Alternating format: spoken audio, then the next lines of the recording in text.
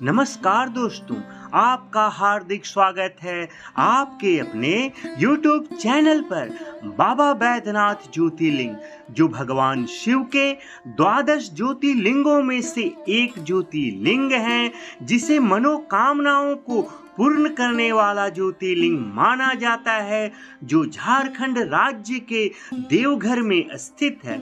मगर इस ज्योतिर्लिंग को लंकापति रावण ने देवघर धाम में नहीं बल्कि अपने राज्य लंका में स्थापित करने के लिए भगवान शिव से वरदान प्राप्त किया था और भगवान शिव के इस आत्मलिंग को लेकर वह लंका जा भी रहा था। मगर श्री गणेश जी ने ही कुछ ऐसा किए थे कि रावण को मजबूरन भगवान शिव के आत्मलिंग को देवघर में ही छोड़कर जाना पड़ा था। क्या थी वह घटना?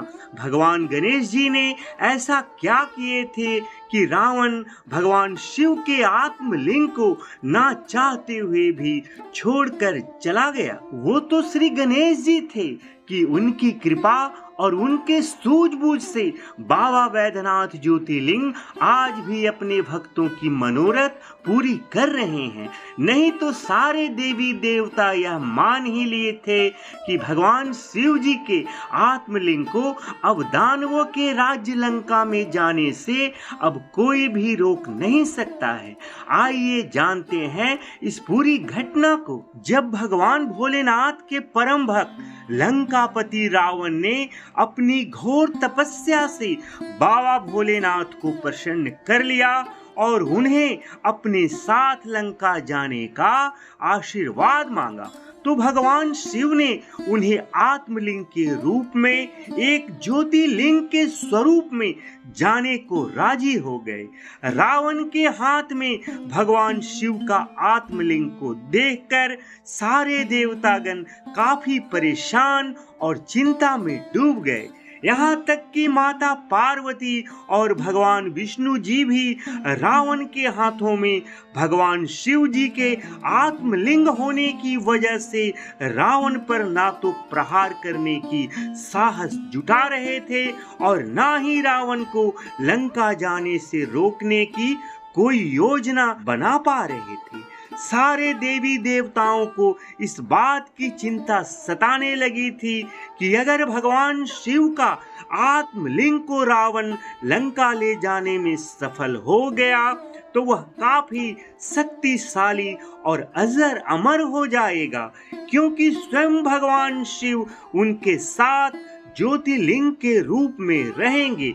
तो ऐसे में जब भगवान विष्णु जी श्री राम के अवतार लेने के बाद रावण का संहार करने लंका जाएंगे तो वे रावण का वध कर पाएंगे।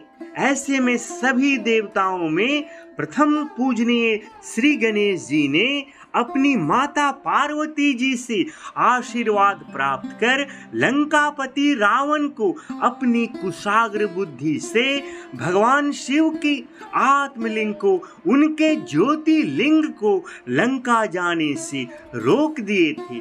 क्या है पूरी कहानी?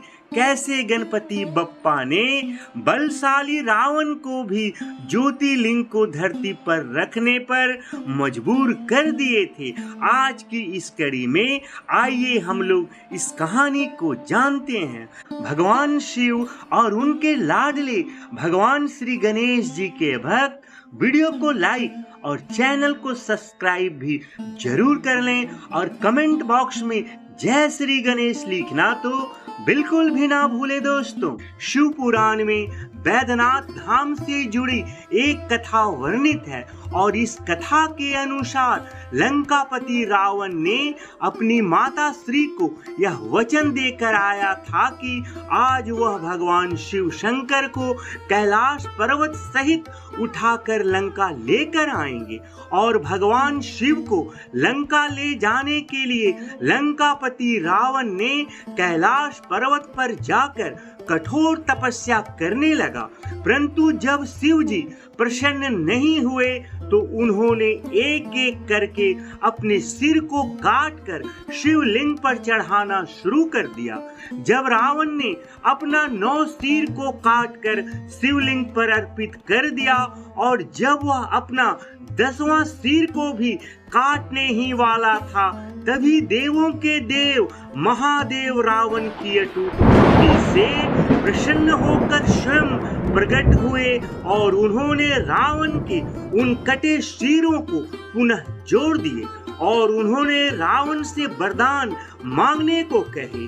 रावण ने भगवान शिव से प्रार्थना करते हुए उनसे वर मांगा कि हे महादेव, यदि आप हमसे प्रसन्न हैं और हमें वरदान देना चाहते ही हैं तो आपसे मेरी विनती है, आप लंका में अस्थायी रूप से निवास करें।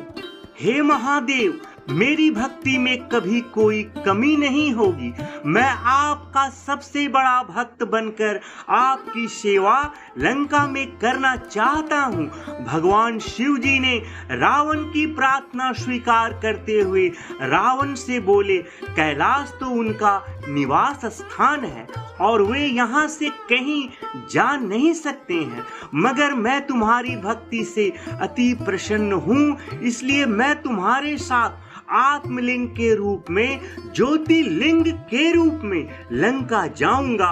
और साथ ही साथ भगवान शिव ने रावण को यह चेतावनी भी दे दिए कि यदि वो किसी भी कारणवश उस शिवलिंग को कहीं भी भूमि पर रखेगा तो वह शिवलिंग अस्थायी रूप से वहीं स्थापित हो जाएगा।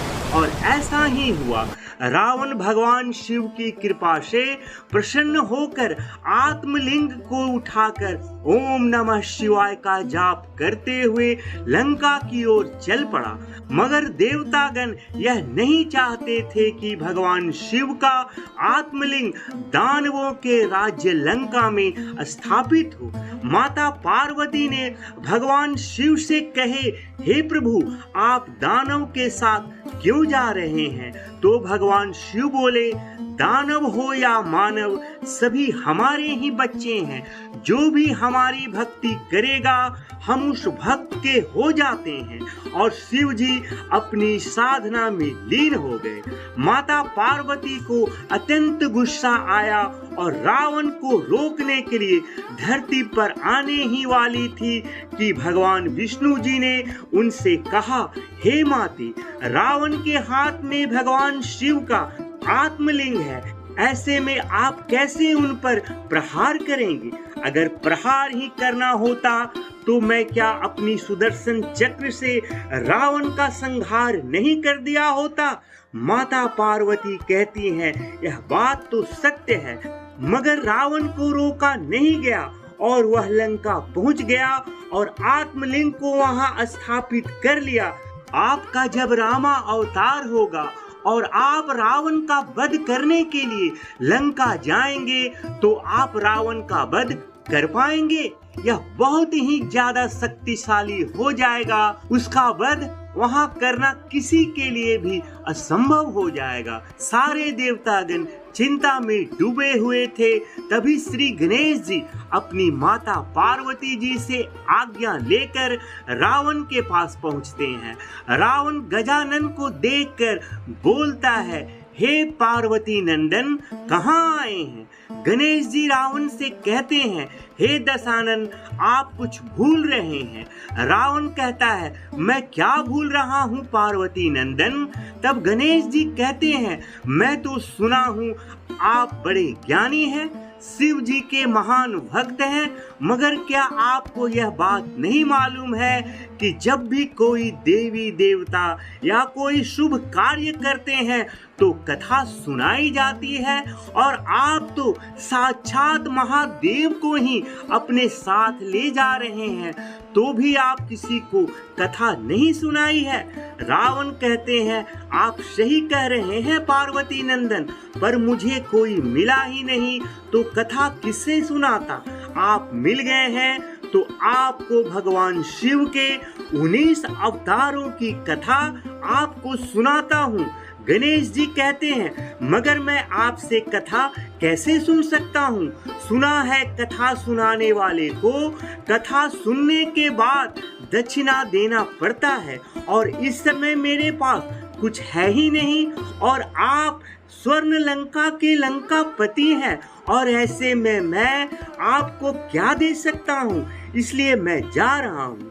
रावण कहता है, हे पार्वती नंदन, दक्षिणा तो श्रद्धा से दी जाती है, आज आप रास्ते से कंकड़ भी उठा कर देंगे तो मैं स्वीकार कर लूंगा, लेकिन कथा को जरूर सुनिए। गणेश जी रावण से कहते हैं, ठीक है, आप भगवान शिव के 19 अवतारों की पावन कथा को सुनाइए। दक्षिणा के रूप में मेरे पास एक लोटा जल है, उसे आप स्वीकार कर लीजिएगा। कथा सुनाते समय अगर गला सूखे तो इस जल को ग्रहण कर लीजिएगा।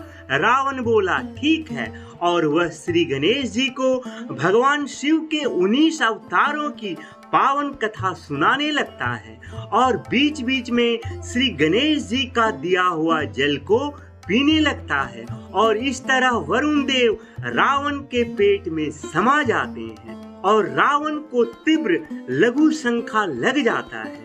रावण लघु शंखा करने से बचता है, मगर कितना देर बचता, कितना देर वह रुक सकता था। उसके पेट में तीव्र दर्द होने लगता है और लघु शंखा करने के लिए मजबूर हो जाता है, मगर उसके हाथ में शिवलिंग था।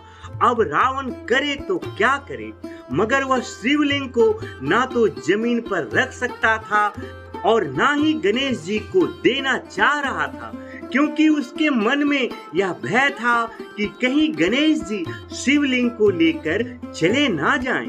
सो वह गणेश जी को रुकने के लिए कहता है और वहां से थोड़ा अलग जगह जाता है, और अचानक रावण को धरती पर खड़ा एक ब्राह्मण बालक जिसका नाम बैजू था वह नजर पड़ता है। दरअसल वह बैजू ब्राह्मण कोई और नहीं बल्कि स्वयं भगवान विष्णु जी रूप बदल कर खड़े थे।